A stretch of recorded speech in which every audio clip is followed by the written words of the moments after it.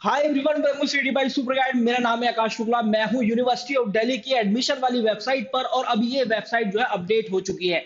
दोस्तों देखिए, जैसे कि आप लोग जानते हैं कि अब सीयूटी 2024 का दौर स्टार्ट हो चुका है। अब आप लोगों ने फॉर्म फिल करना स्टार्ट कर दिया है। धीरे धीरे जिस जिस यूनिवर्सिटी के लिए आप एस्पायर कर रहे हैं वो अपनी एडमिशन वाली वेबसाइट पर अपना एडमिशन ब्रोशर निकालेंगी, बताएंगी कि हमारे इस कोर्स के लिए एलिजिबिलिटी क्राइटेरिया ये है, हमारे उस कोर्स के लिए एलिजिबिलिटी क्राइटेरिया वो है। अगर आप इस कोर्स के लिए एस्पायर करें तो आप इसका एलिजिबिलिटी क्राइटेरिया जरूर चेक कर लें और इस हिसाब से अपनी सीयूटी की फॉर्म फिल करें। साथ साथ ये अपने इंफॉर्मेशन बुलेटिन के अंदर निकालते हैं कि इंपॉर्टेंट इंफॉर्मेशन जो कि होती है एडमिशन पॉलिसी।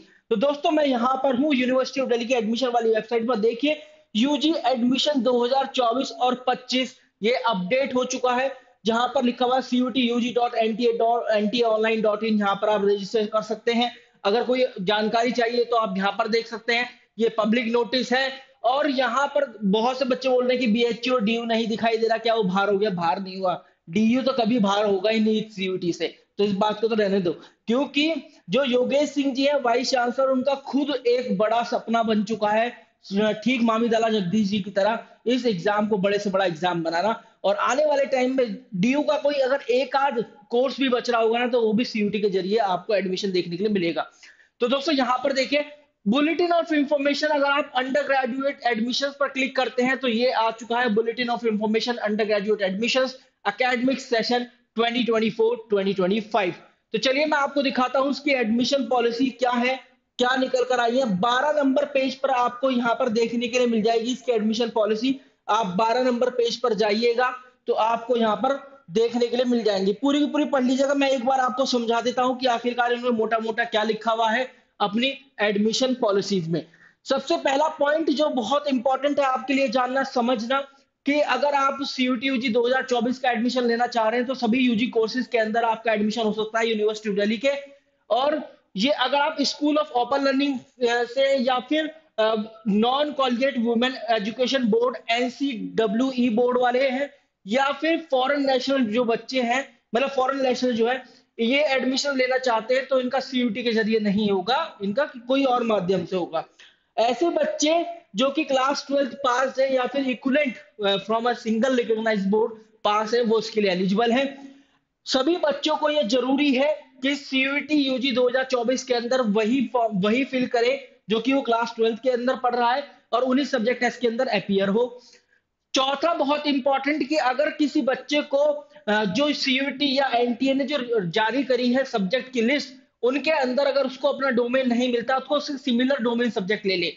जैसे अगर उसको बायोटेक्नोलॉजी नहीं मिल रहा तो वो बायोलॉजी ले ले, उसको बिजनेस मैथमेटिक्स नहीं मिल रहा तो मैथमेटिक्स या अप्लाइड मैथमेटिक्स ले ले। तो ये यहाँ पर इन्होंने बोला है। इसके बाद यहाँ पर यह है कि सभी के सभी science courses, BSc honours computer science, BSc honours mathematics और बीएससी ऑनर्स स्टैट्स और बीटेक, इनको छोड़कर बाकी सभी में लैंग्वेज एक एलिजिबिलिटी क्राइटेरिया की तरह रोल प्ले करेगा। एक यहाँ पे क्वालिफाइंग सेक्शन होगा जहां पर आपको 30% मार्क्स लेकर आने हैं। इसके बाद यहाँ पर लगा कोई भी मिनिमम एज बार नहीं है भैया अंडरग्रेड प्रोग्राम के लिए। अगर आप यूनिवर्सिटी ऑफ दिल्ली से करना चाहते हैं, 20, 30, 40, 50 कोई सभी इसके अंदर अपीयर हो सकता है। इसका मतलब तो यही है। सातवां ये, गैप ईयर कोई भी रोल प्ले नहीं करेगा। ऑब्वियसली बात है, अगर आप सीयूटी 2023 के स्टूडेंट हैं तो आपको 24 का एग्जाम भी देना पड़ेगा, उसी के स्कोर के बेस पर एडमिशन होगा। चाहे आप 2022 के बच्चे हो, चाहे 2020 के हो, चाहे 21 के हो, 19 के हो, 18 के हो, कोई फर्क नहीं पड़ता। आपको ये एग्जामिनेशन देना पड़ेगा 2024 का, जब आप 2024 में यूनिवर्सिटी ऑफ दिल्ली में एडमिशन लेने के लिए एलिजिबल हो पाएंगे। ओबीसी एनसीएल और जनरल ईडब्ल्यूएस की डॉक्यूमेंट की अगर हम डेट बताएं तो ये आफ्टर 31 मार्च 2024 इशू होने चाहिए। सीयूटी जस्ट एक माध्यम है। आपको सीयूटी एग्जाम के बाद अगर यूनिवर्सिटी ऑफ दिल्ली में एडमिशन लेना है तो CSS common seat allocation system जो इसका एडमिशन पोर्टल है, उसके जरिए अपनी एडमिशन प्रक्रिया को पूरा करना पड़ेगा एडमिशन लेने के लिए। फिर इसके बाद वही बात जो मैंने बताई थी, अगर बिजनेस मैथमेटिक्स है किसी बच्चे के पास क्लास 12 के अंदर, तो उसको एलिजिबल माना जाएगा उन सभी कोर्सेज के लिए जहां पर mathematics as a mandatory subject मांगा गया है यूनिवर्सिटी ऑफ दिल्ली के कोर्सेज में। इसमें फिर यहाँ पर लिखा हुआ है वही कि जो बच्चे 2023 में अपीयर हो गए उन्हें 2024 में भी अपीयर होना पड़ेगा, अगर वो 2024 में कोई अंडरग्रेड प्रोग्राम करना चाहते हैं यूनिवर्सिटी ऑफ दिल्ली से। क्लास 12 के मार्क्स जो है केवल टाई ब्रेकिंग में ही कंसीडर होंगे अगर सीएसएस पोर्टल के थ्रू एडमिशन हो रहा है। टाई ब्रेकिंग क्या होता है? जब दो बच्चों के मार्क्स सेम हो जाते हैं तो एक सीट पर जब सिलेक्शन किया जाता है तो ये डिसाइड किया जाता है कि सीयूटी का स्कोर तो सेम है, फिर क्लास 12th के स्कोर उठा लिए जाते हैं कि बेस्ट ऑफ 3 उठाया जाता है, फिर बेस्ट 4, फिर बेस्ट 5। जब भी अगर सेम होता है तो एक ओल्डर कैंडिडेट को, एक उम्र दराज वाले व्यक्ति को या बच्चे को जगह दी जाती है उस सीट पर। इसके बाद यहाँ पर जब आप 2024 के लिए रजिस्टर कर लेंगे तो फिर आपको CSCS 2024 के लिए अलग से फॉर्म फिल करना पड़ेगा। इसकी जो है डिटेल्स या इसके प्रोग्राम या कॉलेज सबकी डिटेल जो है CSCS के इंफॉर्मेशन बुलेटिन में आपको दिखाई देगी। तो कीप लुकिंग दी एडमिशन वाली वेबसाइट। इसके बाद यहाँ पर ये अप्लाइड मैथमेटिक्स अगर किसी के पास क्लास 12 के अंदर, तो फिर वो मैथमेटिक्स भी CUT एग्जाम के अंदर सेलेक्ट कर सकता है, उसको एलिजिबल माना जाएगा। जैसे BBA, BMS, BFIA और बैचलर ऑफ बिजनेस इकोनॉमिक्स, इन सब के लिए।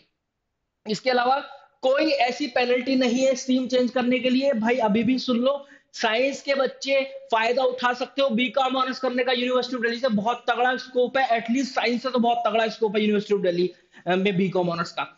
आप बीए ऑनर्स की बात कर ले, बीए ऑनर्स इकोनॉमिक्स की बात कर लीजिए, बीबीए कर सकते हो भाई तुम, अगर PCM है तुम्हारे पास तो। अगर mathematics as a domain subject है, चाहे आप ह्यूमैनिटी स्ट्रीम से हो या कॉमर्स स्ट्रीम से क्यों ना हो, आप बीबीए कर सकते हो, BBFIA, BMS, BBE कर सकते हो, बी ऑनर्स इकोनॉमिक्स कर सकते हो, बीकॉम ऑनर्स भी कर सकते हो, क्योंकि वहां पर मैथमेटिक्स या accountancy as a domain subject मांगा गया है। तो इसके बाद फिर यहाँ पर और कोई भी स्ट्रीम चेंज करने में कोई भी पेनल्टी नहीं है, इन्होंने क्लियर कर किया हुआ है। वो देखिए, for courses with specified compulsory subject it is important not just to have. अच्छा, जो जहां पर कोई कंपलसरी सब्जेक्ट मांगा गया है, जैसे कहीं मैथमेटिक्स कंपलसरी बोल दिया है, तो ये तो जरूरी है ही कि बच्चे ने क्लास 12 के अंदर मैथमेटिक्स पढ़ा हो, साथ साथ CUT एग्जाम के अंदर भी मैथमेटिक्स में अपीयर होना चाहिए।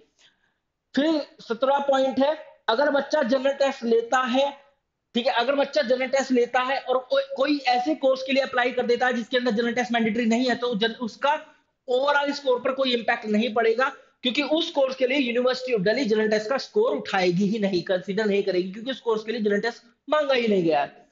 इसके बाद यहाँ पर कोई ऐसा बच्चा जिसने मैथमेटिक्स पढ़ा हो क्लास 12 के अंदर और वो बीकॉम ऑनर्स के लिए इंटरेस्टेड है, तो वो कर सकता है, क्योंकि बीकॉम ऑनर्स के लिए 2 एलिजिबिलिटी क्राइटेरिया है।